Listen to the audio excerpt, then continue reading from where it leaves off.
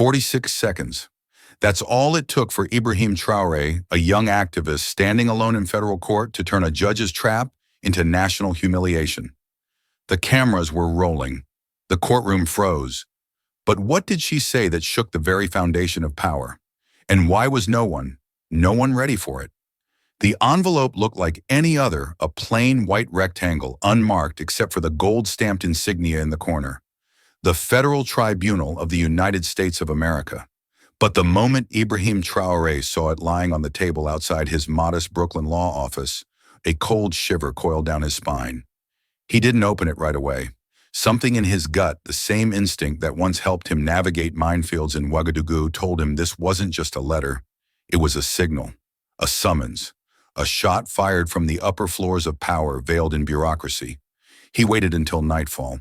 The city had quieted to a distant hum, the kind that always reminded him of the radio static back home when the military was about to seize the airwaves. He sat at his desk, surrounded by stacks of legal briefs, eviction notices, immigration appeals, all the battles he fought for people who couldn't afford to lose. His fingers hesitated. Then he tore it open. You are hereby summoned to appear before a federal public hearing at the District Forum of Justice, Washington, D.C., on the matter of urban redevelopment policies and civil land disputes affecting underserved minority communities. That was the official line. But what it really meant was, we've been watching you, and now we want to shut you down publicly. He leaned back in his chair, the words echoing like a gavel inside his skull. This wasn't just a legal invitation. It was a trap. Ibrahim knew the game. He'd seen it before in different forms on different soil. First in Burkina Faso, when he was barely 20 and already leading anti-corruption protests in the dusty backstreets of Bobo Dioulasso. Then again when the military cracked down and he disappeared underground, sometimes quite literally. He wasn't born into power. He was born into resistance. Raised by a seamstress mother and a father who vanished during the 1987 coup, Ibrahim's earliest memories weren't of bedtime stories, but of whispered radio broadcasts and candlelit debates about justice. He learned to read by tracing protest signs. His first understanding of law came from watching soldiers rip it apart. When he arrived in the United States a decade ago, armed with a French law degree, and little else, he thought he'd left the fire behind. But justice has a way of finding you. Over the past 5 years, Traoré had become a name in legal aid circles, a street lawyer with battlefield instincts. He'd defended tenants thrown out by gentrification-sued city contractors over land abuse and filed class actions on behalf of immigrant families evicted for profit. He didn't wear suits. He wore scars. He didn't quote case law from memory. He lived it. The people loved him. The system, not so much. And now apparently the system had decided to fight back. He read the letter again. Public hearing.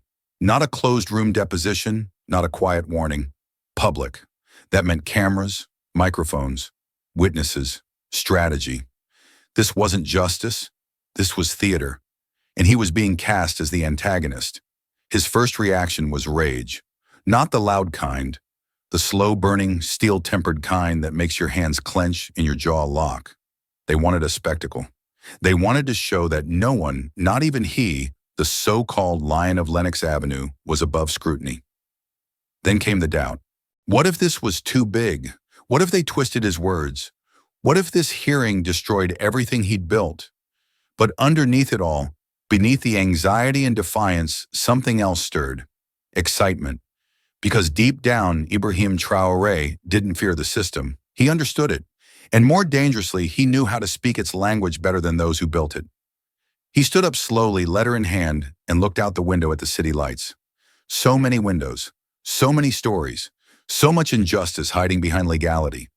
This was his moment, not to survive, to confront, to expose, to force them, not just the judges or the politicians, but the nation to see what it had chosen to ignore.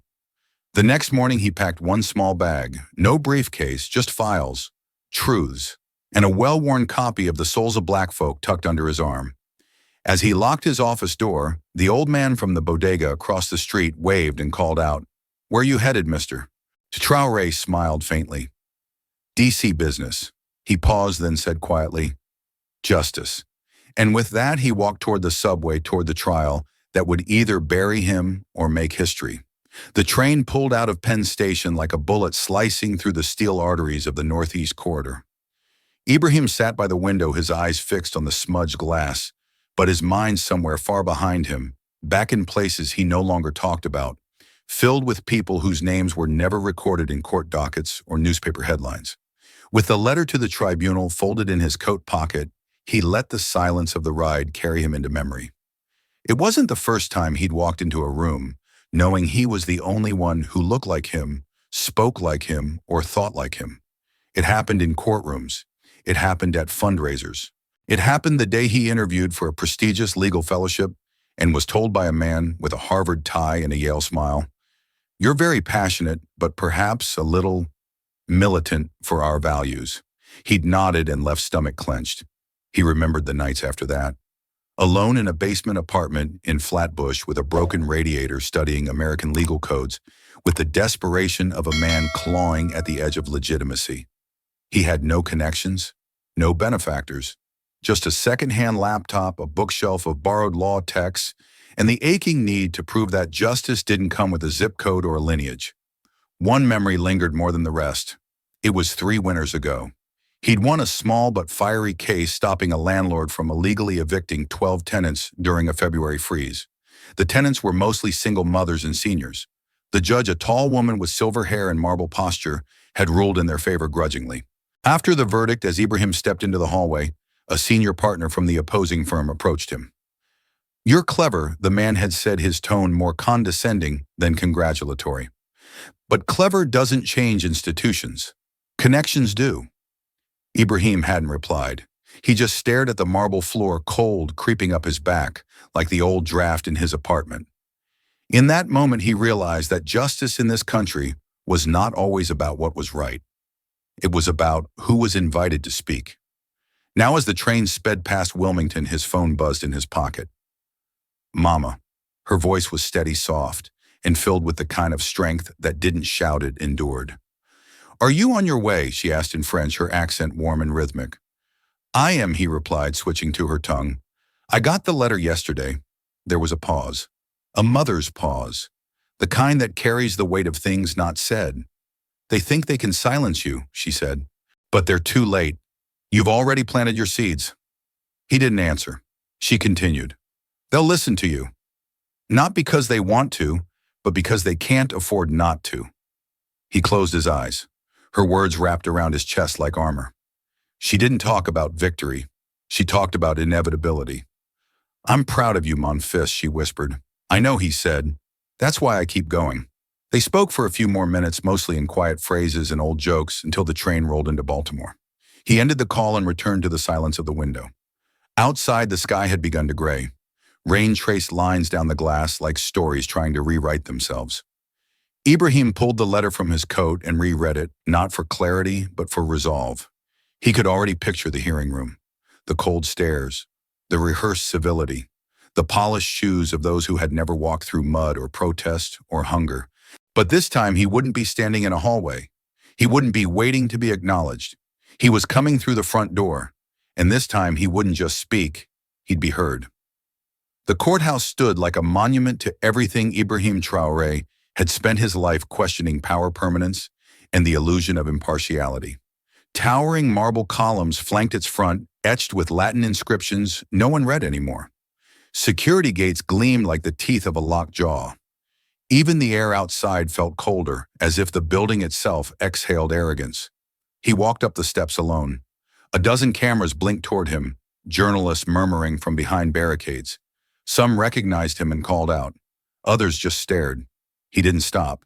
He didn't wave. He moved like a man walking into battle with nothing left to prove. Inside the rotunda was cathedral-like vaulted ceilings, polished floors, portraits of judges past, staring down from the walls like sentinels of a bygone order. Everything smelled of old wood, cold stone, and deliberate silence. A young aide escorted him through winding corridors toward the hearing chamber. "You'll be last to speak," she said, barely glancing up from her clipboard, "after the Urban Planning Board and 2 legal counsels from the city." "Last." "Of course. The lion always walks in last unless the trap's already been set." The chamber was smaller than expected, but grand in its own way. Tiered seats, a semicircular bench for the tribunal. Heavy curtains muted the sound of the city outside, as if the world beyond these walls didn't matter. He took his seat along the far wall across from the panel. 6 men and 1 woman, all in dark suits, all with pens poised like swords. They spoke in hushed tones, smiled politely to each other, adjusted their folders with ritual precision. And then he saw him. Judge Gregory Mathis. He sat dead center, the unspoken fulcrum of the room. Hair silver expression, unreadable robe, perfectly creased. His hands were folded neatly on the desk, but his eyes, sharp calculating, settled on Ibrahim with the faintest flicker of recognition. Or was it disdain? Mathis didn't nod, didn't blink, just looked. It was enough. Ibrahim had seen that look before on border agents, on landlords, on professors who claimed to be colorblind while grading his papers through tinted lenses. It was the look of a man who had already decided who you were before you opened your mouth, and worse, believed he had the right to. The session began. Formalities, statements. The Urban Planning Board presented first charts numbers, buzzwords, revitalization, economic growth, underserved communities gaining opportunity. The language was polished, the delivery smooth. Next came the corporate legal teams, citing zoning ordinances and redevelopment laws, clean slides, no mention of the families displaced, no acknowledgement of the neighborhoods bulldozed for parking lots and condos. Ibrahim listened, unmoving. His notes remained closed. Then came a short recess. Mathis glanced at him, finally speaking, not to greet, not to welcome, but to warn. Mr. Traoré, he said coolly, when your time comes, I trust you'll stay within procedural limits. This is a hearing, not a rally. Ibrahim met his gaze. I understand, Your Honor, he replied evenly, but some truths don't fit inside procedures. A few heads turned. One aide coughed. Mathis's jaw tightened slightly, but he said nothing more. As the tribunal reconvened, Ibrahim realized something profound. He was not just the last speaker, he was the only black person in the room, the only immigrant, the only voice not filtered through decades of institutional polish. And they hadn't brought him here for balance. They'd brought him to be silenced, but that he thought was their first mistake. Because when you've spent your life fighting just to be heard, silence is never an option. When the gavel struck wood, it didn't just call the chamber to order, it set the tone for a confrontation years in the making. Mr. Traoré, Judge Mathis, began, his voice steady, but sharpened like a scalpel. Before we allow you to present, I'd like to make something very clear. This tribunal does not operate on slogans or emotional appeals. We are here for legal analysis, not ideological theater. The room went still. Pens hovered midair. A few lips curled into tight, practiced smirks. Ibrahim didn't flinch. Mathis leaned forward slightly, elbows on the bench. You've built quite a name for yourself, haven't you? Organizing protests, filing lawsuits that jam our court calendars, rallying underprivileged communities. Some call you an advocate, others, an agitator.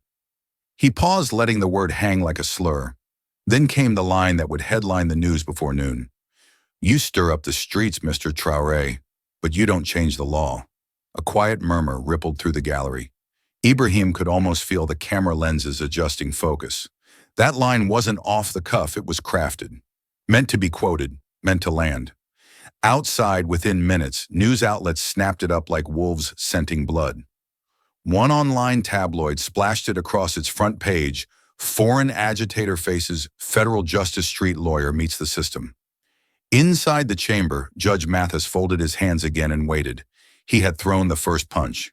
A jab not just at Ibrahim's credibility, but at his legitimacy as a black man, as an immigrant, as someone who dared to confront power without asking permission first. Ibrahim rose slowly. The microphone hummed to life as he approached the podium. No notes, no script.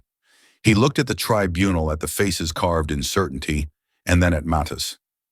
Your Honor, he said, voice calm, tone measured, but with something simmering beneath. Before I respond, I'd like to ask just one question. Mathis raised an eyebrow. Go on. Ibrahim scanned the room one last time, then said, do you want truth or comfort? The silence that followed was deafening, not just quiet, but heavy. Everyone heard the line, but no one moved. No one even breathed too loudly. It wasn't rhetorical. It was a challenge. A man in the second row shifted uncomfortably in his chair. One of the junior aides dropped her pen. Mathis blinked just once. "Excuse me." Ibrahim didn't repeat himself. He didn't need to. Instead, he stepped closer to the podium. His voice sharpened now, not louder, just clearer. "I've been called many things, Judge. Agitator, radical, outsider, and sometimes, only sometimes, someone brave enough to ask, who does the law really serve when the system is working exactly as it was designed?" The panel visibly tensed. I was told this hearing was about redevelopment, about zoning laws and procedural equity. But we all know what it's really about. It's about visibility. It's about whether someone like me has the right to be in this room and the nerve to speak freely while inside it. He let that hang in the air. "Your Honor, with respect, you don't fear me because I stir the streets. You fear me because I've learned to speak the language of this chamber. And unlike most, I don't use it to protect power. I use it to expose it." Mattis's expression hardened, but he said nothing. Ibrahim looked around once more. His eyes passed over the faces lining the walls, the photographers waiting for something dramatic, the bureaucrats hiding behind legalese. Then he smiled, a thin, knowing thing. "I came here today prepared to present case law precedent and policy violations. And I will, but I won't pretend that the heart of this matter lies in paperwork. It lies in people, the ones displaced, erased, and replaced, all in the name of progress." He stepped back. "This isn't theater, Judge. It's truth. And yes, sometimes, the truth does make people uncomfortable." With that, he returned to his seat. The room sat stunned. Even the tribunal was motionless, recalibrating their strategy after an opening they hadn't expected. Judge Mathis adjusted his collar. The lion, it seemed, had not walked into a trap. He had walked into the den and drawn first blood. The next round came fast and coordinated like a legal ambush dressed in decorum. Councilman Harrington from the 4th District leaned into his microphone, adjusting his glasses with a touch too much flair. His voice was polished, radio smooth, but laced with condescension. "Mr. Traoré," he began, "your rhetoric is stirring, certainly, but we're not here to judge speeches. We're here to evaluate facts. Let's begin with transparency. Can you disclose the sources of funding behind your community legal initiatives in Brooklyn?" Ibrahim didn't blink. The question was expected and rehearsed. This was how they played the game: frame you as a puppet, then question who's pulling the strings. "I've received small grants from nonprofit legal networks," he replied calmly, "and crowd-funded donations from the very tenants and families I represent. No corporate backers, no PACs, just people tired of being treated like numbers on a spreadsheet." Before the silence could settle, Councilwoman Riggins jumped in. "And yet you filed suits against not just local developers, but federal real estate contractors. Are you pursuing legal justice or political disruption?" A few heads nodded around the room like sharks catching scent. Traoré folded his hands. His voice remained even, but his words were now edged with precision. "If uncovering illegal land seizures is disruptive," he said, "then perhaps the law needs to be disrupted more often." That stopped Riggins cold, but only for a moment. "Are you accusing federal contractors of criminal conduct?" She pushed, already reaching for a stack of papers. "That's a serious claim." "I'm not accusing," he said. "I'm proving." He reached down into his bag and pulled out a thick, bound file, 15 pages deep, with notarized affidavits, property transfer documents, and satellite overlays. He handed them to the clerk, who passed copies to the tribunal. "These are land titles from a low-income housing zone in South Bronx," Ibrahim said, standing tall. "Homes that were seized via eminent domain under the guise of public good. But within 6 months, those lots were sold to a private firm, Barrow Klein Development Corp., with close ties to a federal redevelopment contractor, Ransley Partners."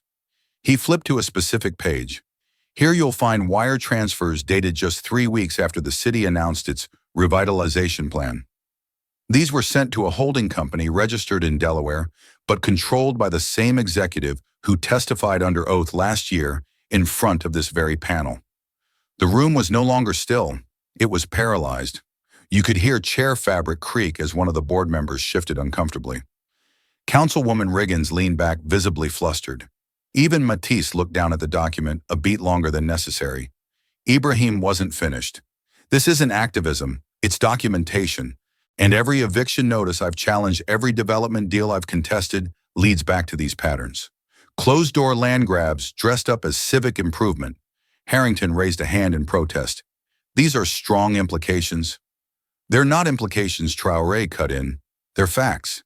If they make people uncomfortable, that's not my doing. That's the consequence of truth landing, where it's long been denied. A slow hush fell over the chamber. No shouting, no outrage. Just silence, the kind that meant people were processing something that didn't fit neatly into their frameworks. For the first time, the tribunal wasn't just defending procedure, they were reeling from substance. Even Mathis remained quiet, thumbing the edge of a page with a tightly clenched jaw. Ibrahim returned to his seat without dramatics, without pause. He hadn't raised his voice. He hadn't insulted a soul. But somehow he had shaken the room harder than any protest chant ever could. And for the first time, the audience, silent observers, press, even aides along the wall, looked at him not as a provocateur, but as a professional who knew the system better than those who claimed to own it. The break room adjacent to the hearing chamber was quiet, dimly lit, and sterile, as if designed to discourage lingering. A carafe of bitter coffee sat untouched beside a tray of stale muffins. Ibrahim stood near the window, watching the clouds shift above the Capitol dome. Behind him, muffled voices echoed in the hallway, staffers, lobbyists, reporters pacing on phone calls. Then came the sound of footsteps, measured, deliberate. Councilman Ellis entered, alone sleeves, rolled-up blazer, draped over one shoulder.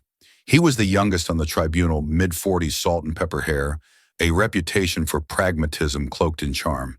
He didn't speak right away, just poured a cup of coffee and joined Ibrahim by the window. "You made an impression out there," Ellis said, finally, voice low. Ibrahim didn't respond. Ellis sipped, winced at the bitterness. "Some of them think you're grandstanding." "I don't. I think you're sharp. Dangerous, maybe, but sharp." Still no reply. Ellis turned toward him fully, now lowering his voice further. "Look, can I give you some advice?" Ibrahim glanced at him, expression unreadable. Ellis continued, "Tone it down. You'll get more done. The room's full of egos. You come at them too hard and they'll shut you out just to prove they can." Ibrahim stared at him for a long moment, then said clearly, without heat, "I didn't come to be digestible. I came to be undeniable." Ellis let out a short breath, part chuckle, part cautionary sigh. "Yeah, I figured you'd say that." He set his coffee down and leaned slightly closer. "Look, man, this isn't about right or wrong. This is about leverage. Optics. Who walks out of this room with the microphone? You know that." Ibrahim turned back to the window. The clouds were darker now. The storm was building. "I know exactly what this is about," he said. "That's why I'm here." Ellis hesitated, then added quietly, "Mathis doesn't lose. Not in this house. And he's not here to be convinced he's here to outlast you." Ibrahim didn't move. "Then he'll have to work harder than he's used to." The silence between them thickened. Not hostile, but taut, like a wire stretched between two men who understood power, but chose different ways to wield it. Ellis eventually picked up his cup and walked out, muttering, "You've got fire. Just don't burn the bridge you're standing on." When Ibrahim returned to the chamber, something had shifted in him, not his purpose, but his understanding. This wasn't a hearing, it was a game. The evidence he'd presented, the facts, the documents, the truth, none of it would matter unless he played the room right, unless he danced between decorum and defiance with surgical precision. This wasn't just about speaking, it was about controlling the air between sentences, the weight behind, pauses, the pace of disruption. The people in that room, Mathis, Harrington, Riggins, even Ellis, they weren't just reacting to information. They were measuring him, testing whether he could be absorbed into the system or would need to be isolated from it. And he, in turn, was learning to read their rhythms. Mathis glanced up as Ibrahim re-entered, eyes sharp but expression calm. The gavel would fall again in 10 minutes. The next round was coming. Ibrahim knew it now. This wasn't a battle of facts. It was a chessboard, and every move would decide more than policy. It would determine legacy, and he had no intention of being anyone's pawn. The first witness shuffled toward the microphone slowly, her steps unsteady but deliberate. Her cane tapped rhythmically against the tiled floor, echoing louder than expected in the hushed chamber. She wore a faded gray coat 2 sizes too big, and her small frame looked almost fragile beneath the weight of it. But when she spoke, her voice cut clean through the air.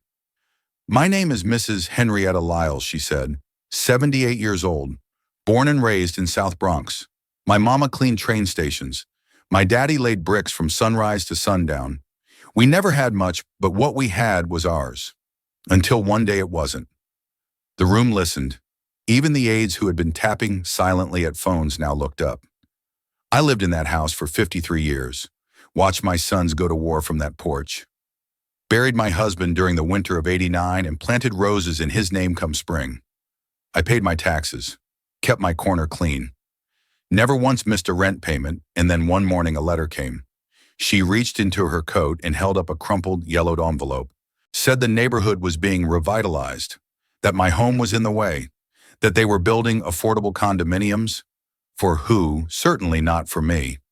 A murmur stirred at the back of the gallery. One tribunal member shifted in his seat, uncomfortable. Henrietta continued, her voice never trembling. They gave me 90 days. No help, no replacement. Just a number to call for questions and a blank map of where they might move me. I called that number every day. No one picked up. She looked directly at the panel now, her eyes sharp behind gold-rimmed glasses. Then this young man here, she gestured toward Ibrahim. He came to my church basement, listened for 2 hours without saying a word. And by the end of that month, I had a lawyer. I had a voice. Mathis cleared his throat. "Mrs. Lyles, we appreciate your sentiment, but I'd like to remind you that this is not a court of emotions." Henrietta didn't blink. "I'm not crying, Judge. I'm testifying." A few gasps fluttered through the gallery. Ibrahim remained still, his hands folded in his lap, watching Mathis with measured calm. This was the power of truth, raw, unadorned, and inconvenient. The judge straightened in his seat, his tone sharpening. "Let's keep this proceeding focused on legal frameworks." Ibrahim finally spoke, not loudly but firmly. "Your Honor, with respect, this is a legal framework. It's called eminent domain. It's being used, manipulated, and distorted in ways that devastate lives like Mrs. Lyles's and thousands more." Another witness came forward, a single mother from East Harlem whose apartment had been condemned for unsafe conditions the week after she filed a complaint about lead paint. Then a father of 3 from Bed-Stuy who'd lived in a city-owned building until it was mysteriously rezoned and sold to a luxury developer. Each story added weight to the one before. They weren't statistics. They were memories, moments, wounds. And Traoré had made sure they weren't left behind. He'd arranged transportation, personally briefed each witness on decorum, and told them the most radical thing they could do was tell the truth and stay calm. By the time the 4th witness finished, the hearing room felt different, less like a performance, more like a reckoning. Mathis leaned back in his chair, silent for several seconds. His pen had stopped moving. Councilwoman Riggins whispered something to her aide. Harrington stared blankly at the wall. And somewhere deep in the quiet that followed, a truth lingered like smoke. They had spent years crafting policy based on numbers, charts, and projections, while ignoring the very people those charts erased. Ibrahim Traoré didn't need to raise his voice. He had done something far more dangerous. He had made them listen. And the scariest part for the tribunal, they couldn't unhear it now. The last witness stepped away from the microphone, her voice still hanging in the air like smoke in a chapel. Silence followed, dense and reluctant. Even the tribunal, normally insulated by routine and authority, looked momentarily disarmed. And then Traoré stood again. This time he carried a single black binder worn along the spine, its corners frayed from months of handling. It looked unremarkable, certainly not the kind of thing that could tilt a federal room off its axis. But when he opened it, the air shifted. "Your Honors," he began evenly, "if testimony speaks to consequences, then documents speak to intent. And I believe you've seen enough of the former. It's time for the latter." He laid out the first page beneath the document projector. The screen behind him lit up. A scanned invoice, innocuous at first glance until one looked closer.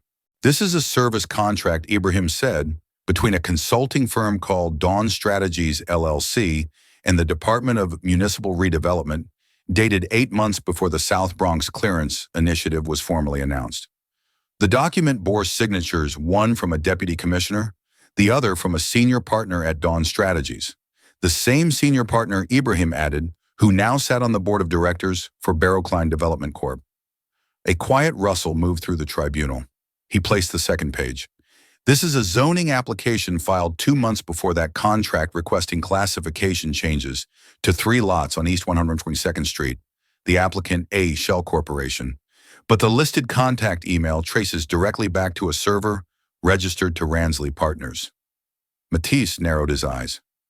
What exactly are you implying, Mr. Traoré? I'm not implying anything, Ibrahim said, his voice still low, still calm.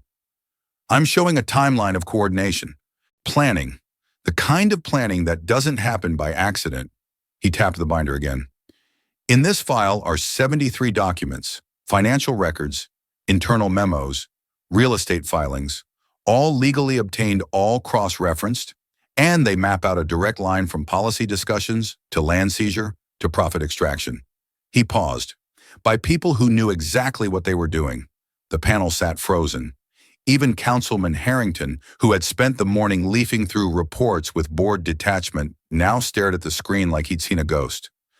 Councilwoman Riggins looked pale, her lips drawn tight. Ibrahim turned a page. This one, he said, is an email, marked confidential, forwarded accidentally to a neighborhood legal clinic as part of a discovery request. It contains a list of target zones, majority Black and immigrant neighborhoods deemed vulnerable to soft pressure acquisition. The word vulnerable appeared in bold on the screen. Gasps, audible now. He closed the binder gently as if not to break the spell. Then Mathis spoke, and this time the mask cracked. You want to burn down the system, Mr. Traoré. His voice was louder than before his tone clipped. Is that your goal? Humiliate everyone here with innuendo and documents you dredged from God knows where. Is this justice to you? Ibrahim held his gaze without flinching. No, he replied. This is accountability, and the system isn't burning because of me, it's smoldering because of what's been hidden beneath it. Mathis leaned back slowly, jaw set, but he didn't speak again. The gallery was dead silent. Cameras clicked quietly, like the ticking of a clock in a room with no exit. What Traoré had just done wasn't noise. It wasn't protest. It was evidence. And worse for the people on that panel, it was undeniable. Because he hadn't made a case. He had exposed a machine. And now every eye in the room knew it. The room was still smoldering from Traoré's last revelation, when Mathis, rigid behind the bench, attempted to seize back the narrative. You walk into this tribunal waving accusations like torches. Mr. Traoré, the judge said, his tone now a blend of forced composure and barely contained irritation. You act as though exposing weakness gives you the right to tear everything down. Is that what you want? To burn the house because the windows are cracked? The words echoed with weight, heavy and deliberate. This was more than legal rhetoric. It was a challenge to the very soul of the man, standing at the center of it all. Ibrahim let the silence linger before answering. He could feel the cameras narrowing in on his face, the sharpened pens of reporters, the eyes of every person in the gallery watching for either a crack or an explosion. But he didn't raise his voice. He didn't pace. He simply stepped forward, looked Mathis in the eye and said, "Burning is easy.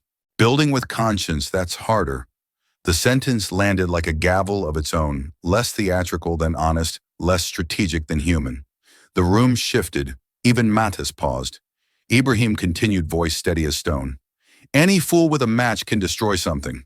But if you've ever watched a neighborhood try to rebuild after it's been gutted by policy, by corruption, by neglect, you'll know the true cost is not in what's broken. It's in what's been forgotten. He motioned toward the witnesses who still sat in the gallery, their faces drawn but proud. I don't want revenge. I want restoration. I want a system that knows its scars and dares to heal them. Not with speeches, with structure, with law, with leadership that remembers who it's supposed to serve. For the first time since the hearing began, the room exhaled not in relief, but in reverence. And on the far end of the tribunal bench, one of the panel members, a woman in her 60s, previously silent throughout the day, dabbed the corner of her eye with a tissue. She didn't try to hide it. She just let it fall. Ibrahim saw it, but he didn't acknowledge it. He didn't need to. That moment wasn't for him. It was for what she had just realized. This wasn't a performance. It was a reckoning. And somehow, impossibly, it had been delivered without a single insult, threat, or lie. From somewhere in the media section, the soft shutter of a camera clicked.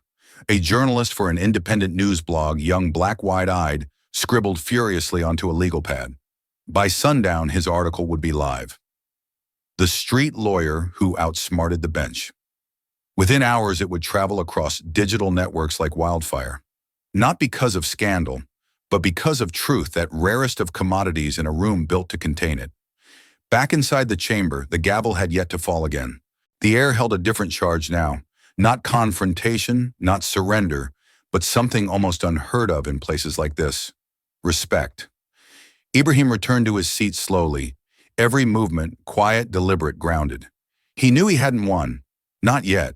But he'd done something more important. He'd shifted the story.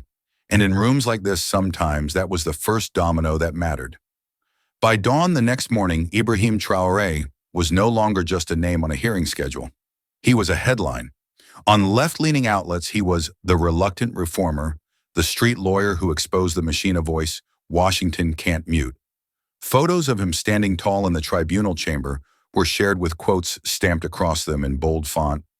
Burning is easy, building with conscience, that's harder. The progressive blogosphere turned his testimony into a rallying cry. Op-eds flooded in. Video clips were trimmed, shared, subtitled, and reposted on social media with hashtags like Mathis Traoré Truth and Renovate the System. But the right-wing media fired back with equal force. Cable pundits dismissed him as a foreign provocateur. One called him a socialist threat wrapped in legalese. Another segment on a popular talk show aired the phrase, "We don't need street lawyers lecturing our judges. We need order, not outrage." A grainy photo of Ibrahim in his early activist days in Burkina Faso was dug up and used to question his loyalty. Militant Roots, the headline read. A coordinated campaign painted him as dangerous, unpatriotic, and above all, uninvited. Then came the threats. The first arrived 2 days after his testimony, a plain envelope slid under the door of his office, no return address. Inside was a newspaper clipping of Mrs. Lyles on the witness stand, defaced with red marker across her mouth. Beneath it, "If you don't shut her up, we will." The second letter didn't bother with subtlety. It was a single sentence typed in bold. "You keep digging, and you'll be buried in it." He handed both letters to the local authorities, who opened a file and offered a boilerplate promise to increase patrols. But no arrests, no follow-up. Still, every morning, Ibrahim arrived at the courthouse. Alone, unarmed, unafraid. But at home, the air was different. His wife, Leona, tenured professor of political philosophy at NYU, watched the storm grow with quiet dread. A brilliant woman with steel in her spine and poetry in her lectures, she had always stood beside him. But this was no longer just a courtroom battle. It was a cultural war, and now her husband's face was being weaponized. "You're becoming a symbol," she said one night, her voice low, her fingers tracing the rim of her tea mug. "And that's dangerous." He looked at her across the kitchen table, where court documents sat beside a half-eaten bowl of rice. "I didn't ask to be," he said softly. "No one asked," she replied. "It happens. First they quote you, then they distort you, and then they paint a target on your back and say, 'Well, you knew what you were getting into.'" He didn't respond immediately.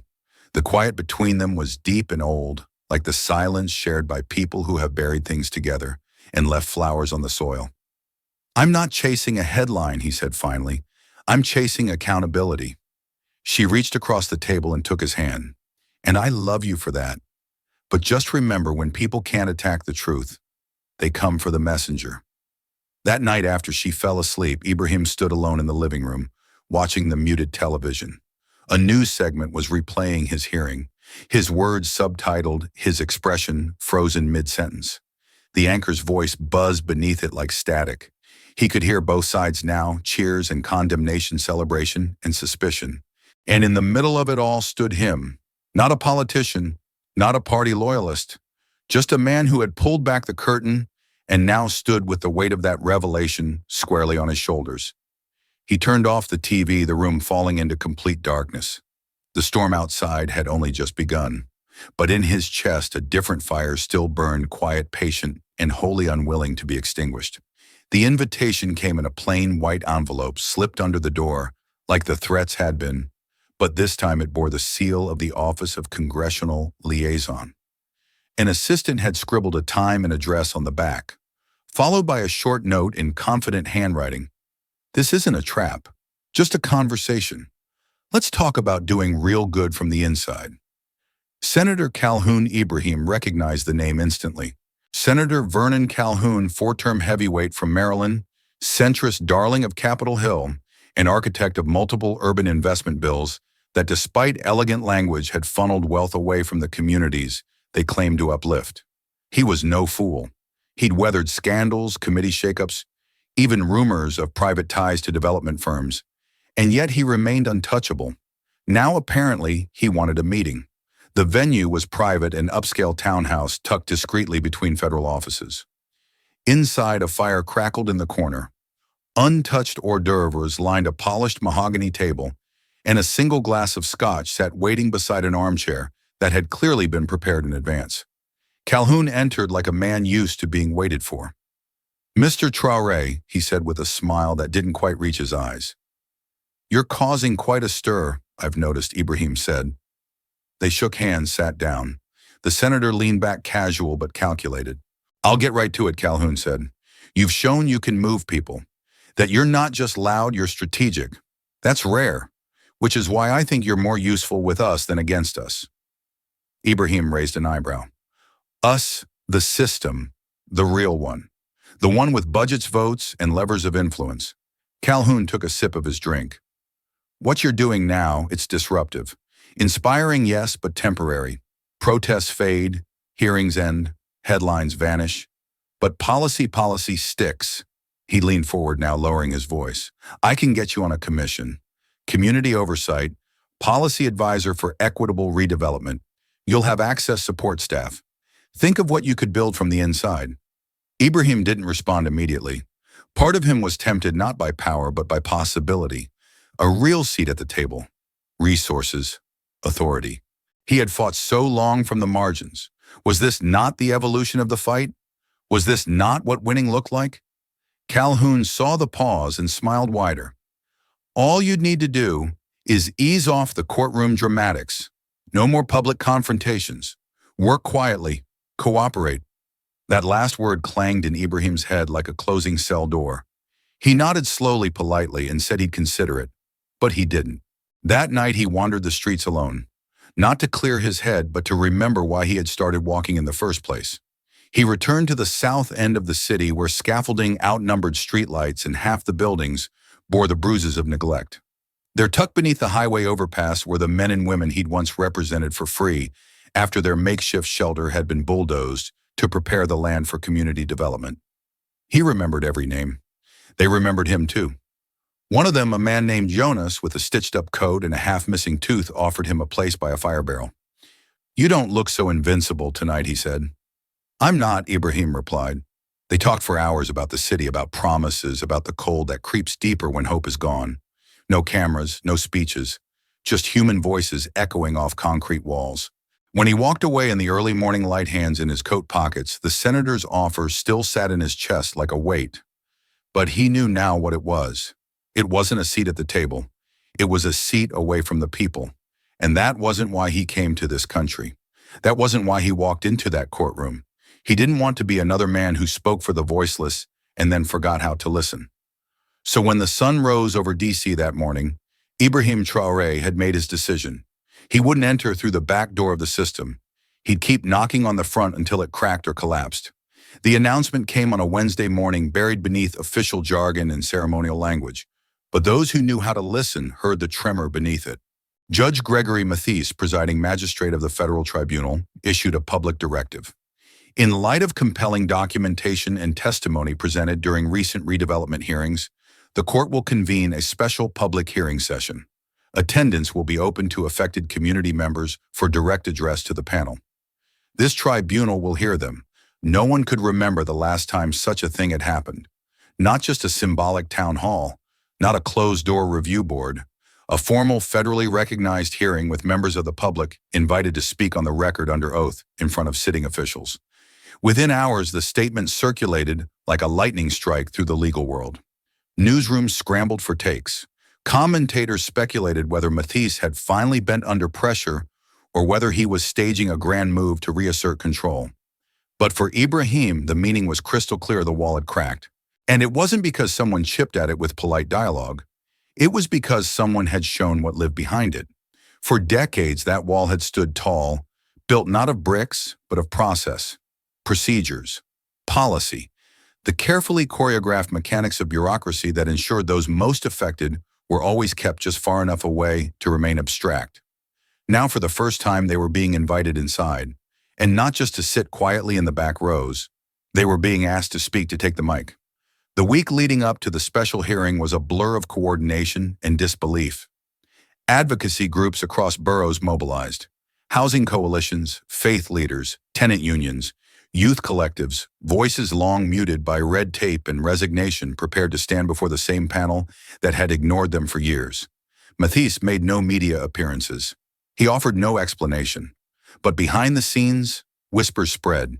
"He's rattled," one aide confided to a reporter. "He's never been made to witness like this before." Some speculated that Mathis's sudden shift was calculated a political strategy to preserve legitimacy in the wake of damning evidence. Others believed something deeper had stirred in him, that beneath the robe and rigid formality, the judge had felt something rarely seen in men of his rank. Shame, not the kind born from scandal, but the quiet kind that arrives when a man realizes he's spent decades mistaking silence for order. Either way, the result was the same. The courtroom would open, and the people would speak.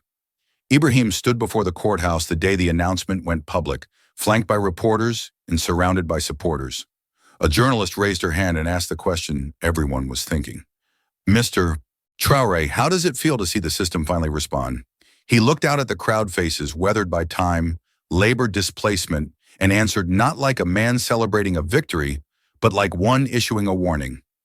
Walls don't fall all at once. They weaken, they lean, they creak before they crumble. But today, one moved, and we'll keep pushing.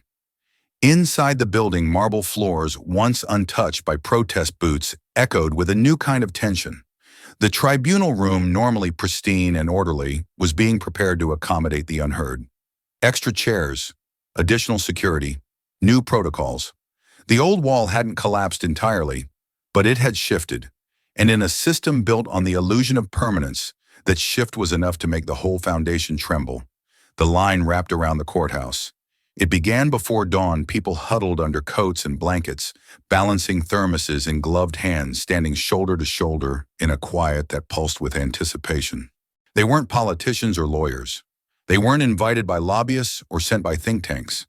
They came because, for the first time in their lives, the door had been opened for them, and this time they intended to walk through it. Inside the hearing chamber, the usual gleam of authority had been dulled by folding chairs and hastily extended tables. Security officers flanked the walls not with aggression, but with unease, unsure how to police a crowd that carried nothing but voices and lived truth. The first to speak was a nurse's aide from Anacostia. She told of how her building had been declared unfit just 6 months after the city announced a new development corridor, of how her rent tripled, of how her appeals were ignored, of how she now slept in her car with 2 children because the shelter was full. Next came a retired veteran who had lost his row house of 30 years in a rezoning campaign that was pitched as beautification. He showed pictures. One of his front porch from 1998, one of the bulldozer that crushed it in 2023. Each voice added texture to the larger truth. This wasn't isolated injustice. It was systemic surgery, quiet, strategic, and merciless. Then mid-morning came the boy. He looked far too young for the witness chair, his jeans stiff, his hoodie 2 sizes too large, his eyes wide with the kind of fear that only comes from knowing adults can lie about you and be believed. "I'm 16, he said. "My name's Andre." He paused, looking down at his shoes. "They said I broke into the corner store. I didn't. I was just walking past on my way to my grandma's. But they took me in. Said the cameras were fuzzy, but I fit the description." A murmur stirred through the gallery. Andre's voice cracked. "They locked me up for 3 days. No lawyer. My mom couldn't get time off work. Said I confessed, but I didn't. I just nodded because I was scared." He looked up at the panel, now his jaw clenched. "I'm not a criminal. I was just walking." There was a pause. Then a hand went up in the gallery. A woman, early 40s, rose. Her eyes glistened. She looked at the tribunal for a moment, then at her son. "I'm his mother," she said. "I begged them to review the footage. They wouldn't. I begged them to give him a public defender. They said the office was over capacity. I thought," her voice cracked, "I thought we'd lose him." And then, as if on cue, she turned toward Ibrahim. "But Mr. Traoré, he heard us." The room fell silent. "I sent an email," she continued, tears streaming down her cheeks.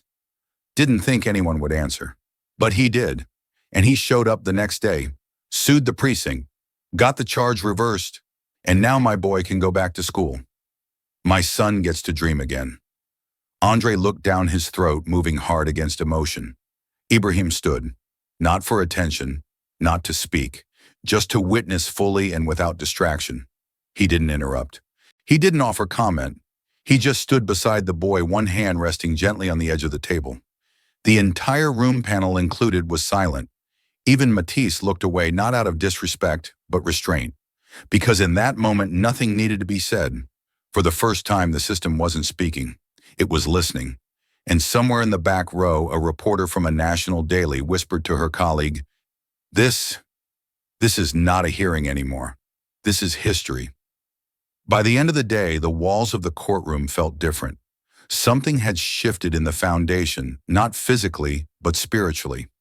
Where once silence had been used to maintain order, now it carried a different weight, respect. Not just for the process, but for the people. The special hearing had run hours longer than scheduled. No one had dared to cut it short, not even Mathis.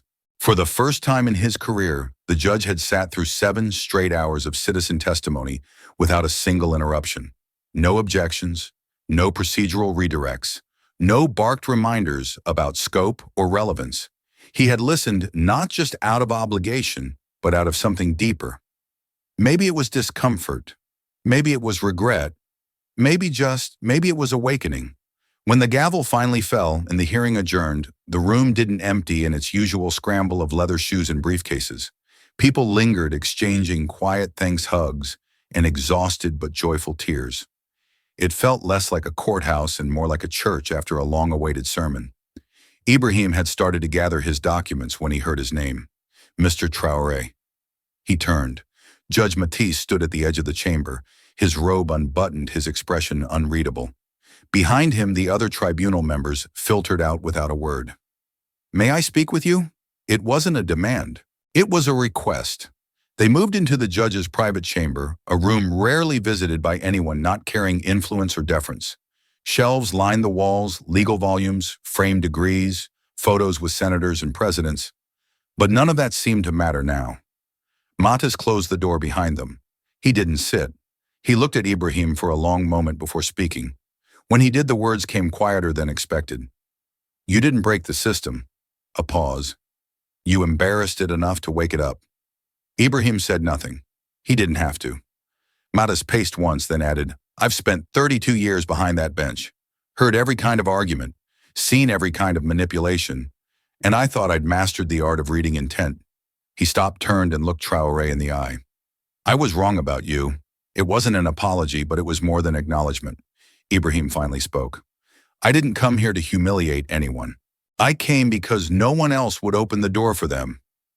Mathis nodded slowly. And now that the door's cracked, he said, "What happens next?" "What do you plan to do?" Ibrahim exhaled. "I plan to hold it open." A flicker of something passed over the judge's face. Not quite a smile, but not resistance either. "I underestimated you," Mathis said. "Thought you were just another firebrand, loud, temporary, idealistic to a fault. I've seen them come and go. They shout until the cameras turn off, then disappear. But you," he trailed off, then finished. "You stayed." They stood there a moment longer in silence, 2 men from different centuries of law facing each other, not as enemies, but as reluctant co-authors of an unfolding shift. Finally, Mathis extended his hand. Ibrahim took it. The handshake was firm, brief, and understood. No promises, no alliances, just acknowledgement, hard-earned and long overdue. As Ibrahim walked out into the cool evening light, past reporters, past staffers, past people still holding signs in tired hands, he felt something strange ripple through him. It wasn't triumph. It wasn't relief. It was responsibility heavier now than ever before. Because it was one thing to wake a system, it was another to guide it forward while the world watched. And they were watching now. Every last one of them. 3 days after the hearing, the official announcement landed with a thud no press outlet could ignore. Judge Gregory Mathis, Chief Presiding Magistrate of the Federal Tribunal, has announced his early retirement effective at the end of the current judicial term.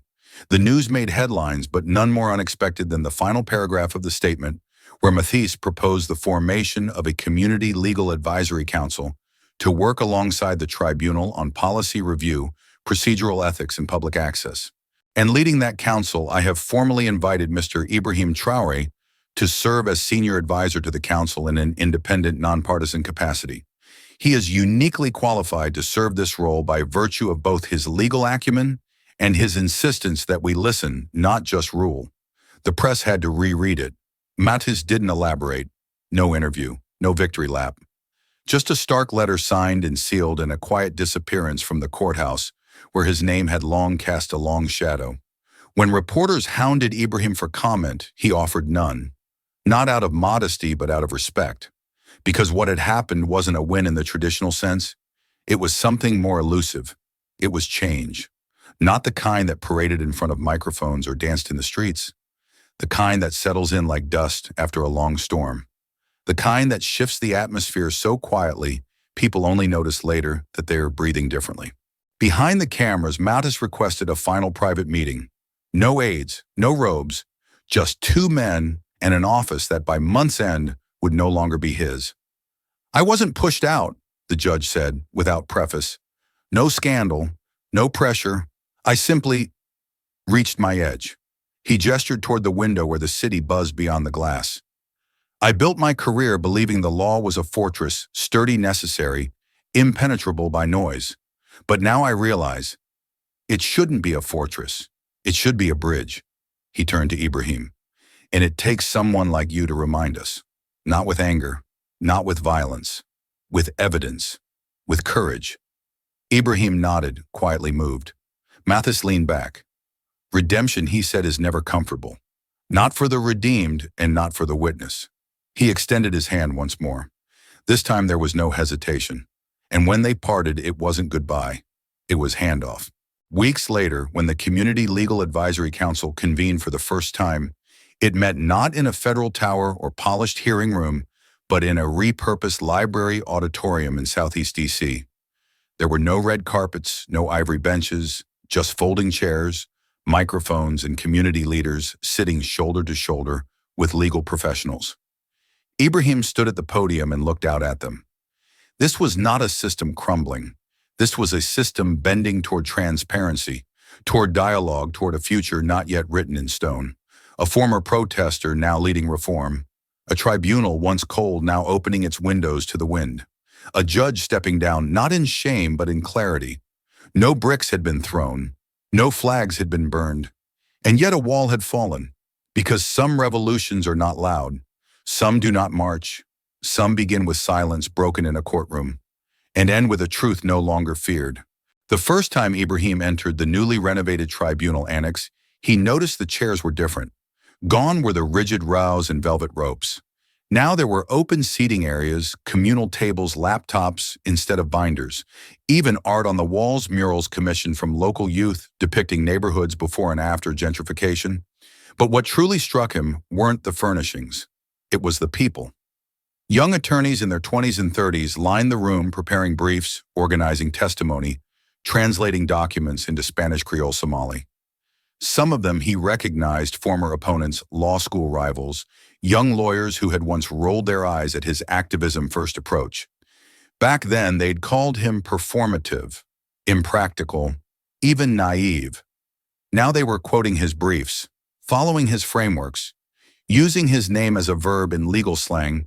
He Traoré'd that clause meant using precedent in a way no one expected. One of them, a Korean-American litigator named Mina Park, approached him after a session with a hesitant smile. I used to argue against you, she said. Now I'm reading your memos like gospel. Guess I owe you an apology, Ibrahim smiled back. No, he said. You owe it to the next generation to do better than I did. She blinked, then nodded. We're trying. But it wasn't just young blood entering the arena. One afternoon, an unexpected statement rippled through legal circles. A group of retired federal judges released a joint letter publicly acknowledging their failure to act on signs of systemic injustice. They admitted to dismissing early evidence, silencing citizen petitions, and prioritizing legal neatness over human consequence. No names were mentioned, but everyone knew who had cracked that silence open. Some called the letter symbolic. Others dismissed it as late-stage damage control. Ibrahim saw it for what it was, a beginning, not a full redemption, but a necessary fracture in the old stone. And that was enough. For all the public momentum, something inside Ibrahim had begun to waver. He didn't notice it at first. It crept in between meetings in moments when he sat before endless spreadsheets of budgets and compliance reports, moments that felt far from the courtroom fire he once thrived in. It surfaced in the language he'd started using: leverage pilot programs, stakeholder engagement, the same words he once challenged. He stared at his own reflection one night after a late session and asked himself, am I still who I was, or worse? Am I becoming what I fought? The question haunted him. That night in the quiet of his study, he wrote a letter to the one person who had always told him the truth, plainly his mother. Maman, these days I wear suits more than I wear sneakers. I sit in rooms I used to protest in front of. I speak in calm tones to men whose policies once burned entire communities. I worry that I've traded my fire for fluency. I fear I am becoming part of the very structure I once wanted to tear down. He didn't expect an answer quickly, but 3 days later her reply came in shaky but deliberate handwriting. Mon fils, a fighter doesn't stop fighting. He just finds new battles. You are not a tool of the system. You are a crack in its walls. And through that crack, others will find their way. But only if you stay there strong, honest, uncomfortable. He read the letter 3 times, folded it carefully, and pinned it to his office wall. They opened the doors on a crisp fall morning. No ribbon-cutting ceremony, no politicians. Just a hand-painted sign above the entryway of a modest brick building in East Harlem, the Street Law Scholars Program, founded by Ibrahim Traoré. Inside, mismatched chairs circled whiteboards. Shelves were lined with donated law textbooks, annotated copies of civil rights rulings, and printouts of eviction notices used in mock trials.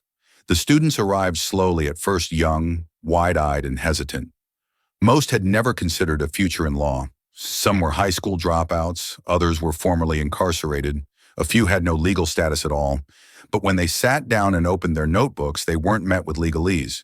They were met with lived experience. I'm not here to make you lawyers, Ibrahim said on the first day. I'm here to make you dangerous with knowledge. They studied landmark cases, held debates in abandoned churches, and hosted weekend walk-ins for people facing housing disputes. They called it street law not because it was lesser, but because it met people where they were, and the name stuck. Within a year, the program had chapters in 5 cities. Within 3, its alumni were clerking for circuit judges, working as public defenders, writing bills with legal muscle drawn from real neighborhoods. They didn't dress like traditional lawyers. They didn't speak like them. And that was the point. They spoke for their communities. And because of Traoré, they knew how. One evening, as he watched a group of students argue over tenant rights in the courtyard, Ibrahim felt something he hadn't in years: not victory, not relief, but continuity. He wasn't the voice anymore. He was the echo. And echoes, he knew, don't fade when they've been planted in enough hearts. The cafe was quiet, just the hum of steam, soft jazz on the speakers, and a few regulars reading folded newspapers. The world outside had changed, but inside it was as if time had slowed to sip its coffee.